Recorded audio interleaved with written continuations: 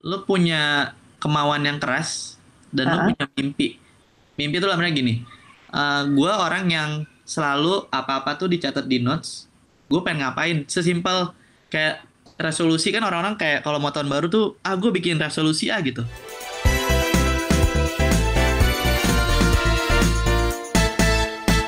Agak konyol sih memang. Cuman gue orang yang tadinya nggak percaya. Gue yaudah deh ikutan aja apa susahnya sih gue bikin resolusi dulu nih ya. Hmm. Tapi waktu itu gue denger bikin resolusi itu jangan cuman mau mobil, mau apa gitu. Harus spesifik mungkin kalau perlu sama mereknya, sama warnanya, sampai kebayang-bayang gitu. Dan di bawah alam sadarnya akan ngebawa lu ke sana. Istilah lainnya semestanya tuh mendukung, mendukung gitu. Itu juga yang kejadian di dua sebenarnya. Kita dari awal selalu punya mural bentuknya tuh peta dunia. Dulu banget pas kita lagi ngebangun, tadinya tuh peta yang mau digambar itu Indonesia. Tapi gue sama Aldi ngomong, kayaknya gimana kalau dunia aja, tapi Indonesia kita merahin. Ini real cerita beneran, bukan kita merahin Indonesianya. Jadi suatu Hmm. saat nanti kita buka toko di negara lain, kita merahin benuanya. Nah, karena Omar udah nyinggung nih ya. Jadi, apa namanya? Ini kita masuk ke segmen khusus aja nih. Jadi, kita mau cerita, mau tanya lo ceritain banyak mengenai tadi ada peta dunia gitu. Memangnya lu udah punya outlet di luar Indonesia? Alhamdulillah di 2019 eh, mimpi kita untuk mewarnain benua lain yang menjadi penanda sebagai kedai kita, kedai kopi lokal kita ada di negara tersebut itu kesampaian. Dan itu gue sampai sekarang setiap kita tuh merinding. Dan kejadian ketika kita mewarnain itu bikin kita percaya mimpi itu nggak ada batasnya sebenarnya. Jadi Jadi itu mulai dari mimpi ya. iya, dari cuman mural, Mas. Mural peta dunia. Ide awalnya cuman mau setiap tempat kita berdiri kita warnain sampai akhirnya bener-bener tanpa di bawah alam sadar kita akhirnya menuju ke sana gitu. Ya, Cita-cita lo tulis gak? Lo pajang kan katanya gitu ya? Lo beneran tulis di eh, dinding lo gitu yang misalnya. dipajang sebenarnya peta dunianya. Bahkan kalau dulu ngelihat brandnya dua tuh selalu ada dua ad Cipete kan. Nah itu Ya. ad-nya itu dari awal kita bikin itu emang nanti kita akan punya dua ad kembang, dua ad apa dan itu mimpinya ke sana memang. Tapi lama-lama karena brand kita udah ada di mana-mana dan brandnya mau dipakai di internasional akhirnya kita patenin yang mudah. Di mana tuh di peta dunia yang sekarang udah kejadian? Sekarang kita ada di Washington DC, itu di Amerika. Amerika Serikat di 15th Street Northwest, 2 blok dari White House. Buka kapan itu, Omar? Itu Agustus 2009, Mas. Kok bisa buka di sana tiba-tiba? Ini lagi-lagi gue narik cerita dari awal gue gimana kenapa F&B atau coffee shop ini menyenangkan karena kita nggak pernah tahu tamu-tamu yang datang itu siapa. Bisa teman lama atau orang-orang yang punya potensi ngebawa kita ke gerbang selanjutnya. Nah, salah satu yang bikin kita ke sana adalah kita waktu itu diundang sama Kementerian Pariwisata dan Under Wonderful Indonesia waktu itu. Kita 2017 di Februari kita diundang buat support booth Indonesia di New York Times Travel Fair waktu itu. Itu di Jarvis. Jadi kayak semacam Kompas Travel Fair di sini, tapi ini New York Times yang bikin. Nah, Indonesia bikin booth under Kementerian Pariwisata. Salah satu eh, tujuan wisata Indonesia saat itu adalah kopi, kopi sebagai salah satu daya tarik wisatawan mancanegara untuk datang ke Indonesia. Nah, kita dua di pitching sama beberapa coffee shop yang ada di Jakarta. Terus singkat cerita kita terpilih. Waktu itu kita pameran bawa 10 kilo, 10 kilo ya. Kita bawa berbagai macam biji kopi, Bali, Kintamani, terus Ciwangi, Jawa Barat, sama Gayo. Nah, 3 hari event itu berlangsung, itu rame banget sampai orang ngantri-ngantri buat Indonesia yang pada ujungnya kita tuh diliput sama VOA. Hmm. Jadi Oke. terus kita diundang sama salah satu reporternya waktu itu Kang Irfan namanya, yang sekarang jadi partner lokal kita di sana. Diundanglah ke DC yang jadi headquarternya VOA. Diundang, diinterview. Kebetulan Kang Irfan ini juga apa namanya pernah ke dua dua yang di Cepete.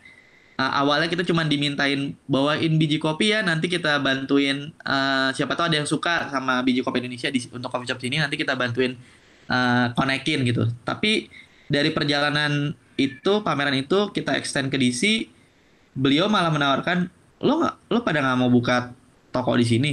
Wah, emangnya mungkin ya Mas gitu. Akhirnya dari saat itu 2017 kita mulai ngeriset gimana caranya bisa buka di sana. Salah satunya ya berpartner dengan partner lokal. Kebetulan Kang Irfan tuh punya PR suami istri gitu sama Teh Vivit. Jadi mereka berdua yang menjadi partner lokal kita untuk buka di sana gitu. Cara lo ngeriset gimana Mar waktu itu? Risetnya beberapa kali sih. Ini mungkin di sini butuh modal ya. Pas kita pameran di DC, di New York itu kan dibiayain sama pemerintah kan. Nah, ketika itu kita pulang, kita berangkat lagi, itu kita benar-benar buat ngeriset. Jadi pasarnya kayak gimana, kita sampai ikut workshop how to open your first coffee shop in state.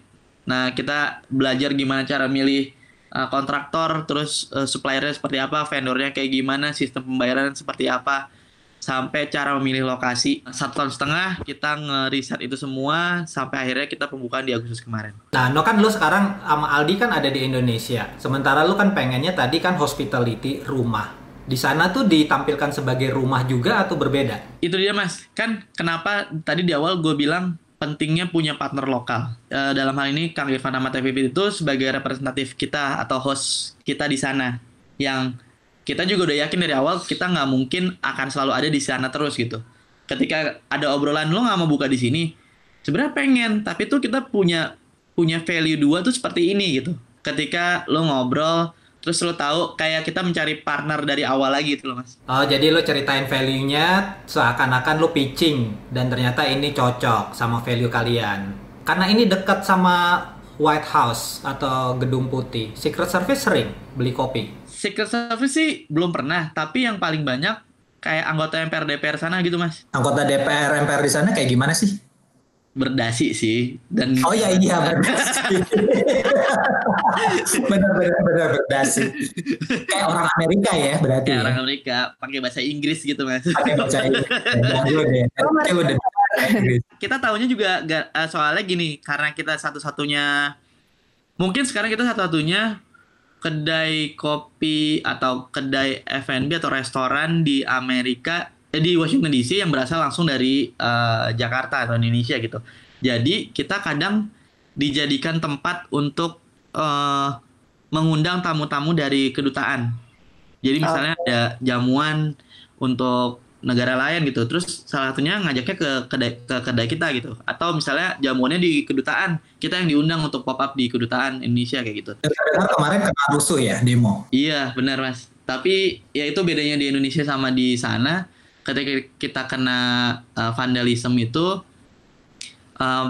perusahaan asuransi langsung datang, karena emang semua bisnis biasanya ada insuransinya. Terus karena keadaan dari pemerintah sana tuh bilangnya darurat sipil, semua omset kita selama keadaan itu diganti sama pemerintah. Jadi disubsidi lah, dapat stimulus. Jadi kita ngerasain, oh ini ya negara maju tuh kayak gini cara menjalankan bisnisnya gitu. Dan pajak yang kita kasih itu langsung kasarnya dibalikin lah gitu. Jadi kita dapat beberapa. Oke, jadi everything is right now berarti di sana. Oke, alhamdulillah masih ada rezekinya. Maksudnya kita nggak dijarah, sedangkan tetangga-tetangga kita pada dijarah gitu.